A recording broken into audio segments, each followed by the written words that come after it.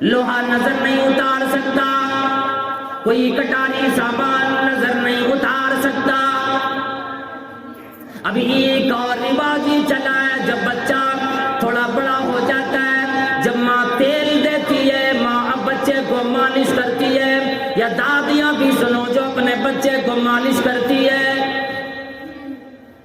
گھر میں بہنیں اپنے جب بھتیجی کو مالش کرتی ہے، ماں اپنے بچے کو جب مالش کرتی ہے، جب اسے کاجل لگاتی ہے، سرما لگاتی ہے، اپنے بچے کو جب صاف ستھرا کرتی ہے، تو اس میں ایک غلط کام اور بھی کرتی ہے کہ مائیں میری بہنیں غور سے سنو، اپنے بچوں کے چہرے پر یا گال پر کالا ٹیکا لگا دیتی ہے۔ یہ بالکل جائز نہیں۔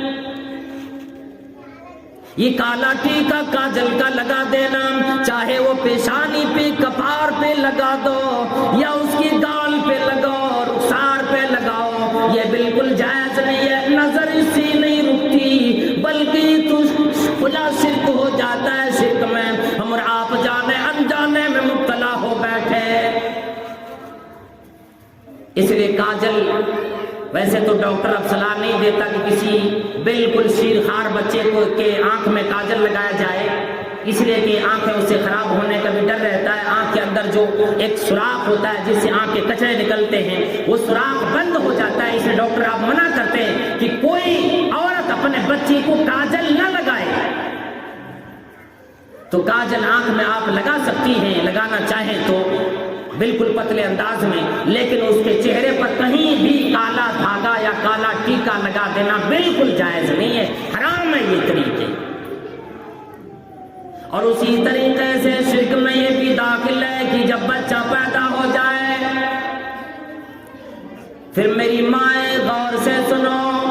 یہ کام عورت ہی زیادہ کرتی ہے، مرد اس کام سے بالکل دور ہے، بری ہے۔ لیکن کبھی کبھی مائیں بہنیں بڑی ہوشیاری کے ساتھ، بڑی چالاکی کے ساتھ مردوں سے بھی کام لے لیتی ہے۔ اگر وہ بازار جا رہا ہوتا ہے، کوئی ملہاری والا اگر گاؤں میں نہ آیا، دروازے پہ نہ آیا، محلے میں نہ آیا، اسے کالا دھاگا خریدنے کی مہلت نہ ملی، موقع نہ ملا، اپنے گھر والے کو بازار بھیجتا ہے، دکانوں میں بھیجتا ہے کہ جاؤ کالا دھاگا لے کر آؤ تاکہ بچے کی کمر میں باندھ دیا جائے، تاکہ بچہ مضبوط ہوگا، بچے کو نظر نہ لگے گی۔ بعض مائیں تو یہ بھی دیکھا جاتا ہے ہمارے ماحول میں، معاشرے میں، مائیں اپنے بچوں کو بڑی سی بڑے تعویذ لٹکا دیتی ہے، اپنے بچوں کو تعویذ بھی لٹکا دیتی ہے۔ کسی مولوی صاحب سے تعویذ لکھوا لیے یا کہیں سے حاصل کر لیے اور اپنے بچوں کو کہ گلے میں لٹکا دیے یا بازو میں لٹکا دیے یا کمر میں لٹکا دیے یا بھیلوا باندھ دیے۔ میں نے دیکھا ہے، اور میں ایک مرتبہ سنار کے یہاں گیا ہوا تھا تو دیکھا کہ ایک آدمی چاندی کا وہ کلفہ جو ہوتا ہے وہ لینے کے لیے آیا ہوا، چاندی کا وہ جو گلاف ہوتا ہے جس میں یہ تعویذ ڈال دیتی ہے یا پھر بھیلوا ڈال دیتی ہے، اور اس میں موم یا کچھ اور مادہ لگا کر کے اس کو جام کر دیا جاتا ہے، پھر بچے کو لٹکا دیا جاتا ہے۔ اب اس کا ماں اور بہنوں کا عقیدہ یہ ہوتا ہے کہ جب بچہ یہ پہنے گا یا میری بچی یہ پہنے گی تو کسی کی نظر نہیں لگے گی۔ یہ عقیدہ بالکل درست نہیں، یہ جائز ہی نہیں ہے، یہ حرام ہے اور یہ کھلا شرک ہے۔ اس لیے اللہ رب العالمین نے پہلی شرط لی، یباینک علی اللہ یشرکن باللہ شیئا، پہلی شرط یہ لو اجازت، پہلی دفعہ اسے عہد لو، پیمان کرو کہ وہ اللہ کے ساتھ کسی بھی طرح کا شرک نہیں کرے گی، نہ چھوٹا شرک نہ بڑا شرک، نہ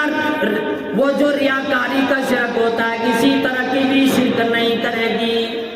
اگر بچہ بیمار بھی ہو جائے، بچی کے رب کے سامنے دعا کرے گی، لیکن پھر بھی کبھی بھی بابا کے دربار پہ نہ جائے گی، کبھی بھی کسی بابا کے سامنے نہ جائے گی، اور اپنے بچے کے لیے غیر اللہ کی نظر نہ مانے گی۔ اگر کسی ماں کو بھی نظر ماننی ہو، اور میری ماں بہنوں یہ نظر نہ مانو کہ بکریاں دیں گے، یہ نظرنامانوں کی جانور دیں گے، اس کے نام سے صدقہ دیں گے، بلکہ سب سے بہترین نظر ماننی ہو تو یہ نظر مانو کہ اے اللہ تم میرے بچے کو صحت عطا فرما، میں تیرے لیے روزہ رکھوں گی۔ اگر بچے کی صحت کے لیے اللہ رب العالمین کی بارگاہ میں اللہ کے رضا کے لیے ماں ایک روزہ ہی رکھتی ہے تو اللہ رب العالمین اگر اسے قبول کر لے بچے کو صحت یابی عطا کر دیتا ہے۔ تو بچے کے لیے مائیں روزے کی نظر تو مان سکتی ہیں اور دوسری نظریں بھی مان سکتی ہیں، لیکن سب سے بہتر نظر یہ ہے، لیکن غیر اللہ کے نام پر کبھی بھی نظر و نیاز نہیں، اور اسی طرح سے جھاڑ پھونک میں تعویذ گنڈے یا ان مولویوں کے پاس جھاڑ پھونک نہیں کرانا جو شرکیہ انداز میں جھاڑ پھونک کرتا ہے۔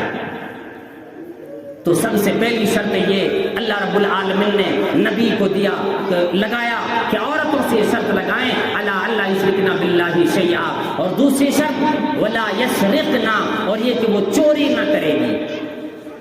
چوری کرنے سے مراد کیا ہے ہم اور آپ جانتے ہیں، کسی کے سامان کو بغیر اجازت کے لے لینا یا کسی بھی چیز بغیر اسے بتائے چپکے سے لے لینا۔ لیکن اگر بیویوں کے لیے ایک اجازت اللہ کے نبی صلی اللہ علیہ وسلم نے دی ہے کہ اگر شوہر بخیل ہو، شوہر کنجوس ہو، اس کے اخراجات نہ دیتے ہوں اچھے طریقے سے، تو 10 20 50 100 روپے اپنے شوہر کی جیب سے اپنے خرچ کے لیے نکال سکتی ہے، لیکن صرف اپنے اور اپنے بچوں کے خرچ کے لیے اگر وہی مائی، وہی بہنیں، وہی مائیں اگر اس ارادے سے پیسے نکالتی ہے کہ اپنے میکے میں دے گی، اپنے بھائی کو دے گی، اپنے بہنوں کو دے گی، اور اپنا شوہر چاہے کنگال ہی کیوں نہ ہو جائے، فقیر ہی کیوں نہ ہو جائے، اس کی جیب سے پیسے نکال کر اپنے گھر میں ٹرانسفر کرے گی، تو وہ عورت سب سے زیادہ اپنے شوہر کے لیے خیانت دار کہلائے گی اور خیانت والی کہلائے گی۔ اللہ کے نبی صلی اللہ علیہ وسلم نے اجازت دی ہے کہ اپنے شوہروں کی جیب سے پیسے نکالو، لیکن پیسے اتنا ہی نکالو جتنا تجھے ضرورت ہو، اور اگر تیرا شوہر تجھے نہ دے رہا ہو تو نکالو، اگر دے رہا ہو تو نہ نکالو۔ یا اسی طرح سے عرب کی عورتوں کی عادت چوری کرنا تھی، تو اللہ کے نبی صلی اللہ علیہ وسلم نے یہ بھی شرط لگائی کہ چوری نہیں کرنا، تب میں تجھ سے بیعت کروں گا۔ ولا یزنی، زنا نہ کرے گی، زنا نہ کرائے گی۔ تیسری شرط لگائی وہ عورت بالکل پاک دامنہ بننے کا ارادہ کرے، عہد و پیمان کرے کہ آج کی بات سے میں بالکل پاک دامنہ بنوں گی، کسی کے اوپر نظر نہ ڈالوں گی، اسلامی طرز زندگی گزاروں گی، اپناؤں گی۔ ولا یزنی، اور زنا کرنا کسی کو غور سے ٹکٹکی مار کر دیکھنا ہے یا کسی کے بارے میں بے پردگی کی باتیں کرنا ہے سہیلیوں میں، اپنے گھروں میں یا کہیں بھی، تو یہ جائز نہیں، اس طرح کی باتیں کرنا جائز نہیں۔ ولا یزنین، اور چوتھے نمبر پر فرمایا ولا یقتلن اولادہن، چوتھے نمبر پر شرط یہ لگائی ولا یقتلن اولادہن، اپنے اولاد کو وہ قتل نہ کرے۔ اب اولادوں کے قتل کرنے کا جو آج طریقہ رائج ہے اس ماڈرن دور میں کہ ماں کے پیٹ میں ہی اولاد کو قتل کر دینا، مار دینا، دوائی کھلا کر ہو یا ایبارشن کرا کر ہو یا بچے کو ماں کے پیٹ میں ہی مار دے کر ہو یا بچہ کے جنم کے بعد مارنا ہو۔ ولا یقتلنا، جیسے کہ ہمارے حافظ محترم صاحب نے بھی بتلا رہے تھے کہ عرب میں زندہ درگور کیے جانے کا طریقہ رائج تھا، تو آج جو طریقہ رائج ہے وہ ماں کے پیٹ میں ہی بچوں کو مار دیا جاتا ہے۔ اگر شوہر ایسا کرنا چاہتا ہے تو ایک ماں اپنے بچے کے لیے اپنے شوہر کو سمجھا سکتی ہے، ایک بیوی اپنے شوہر کو اپنے پیٹ میں پل رہے بچے کے لیے اپنے شوہر کو منا سکتی ہے، کہ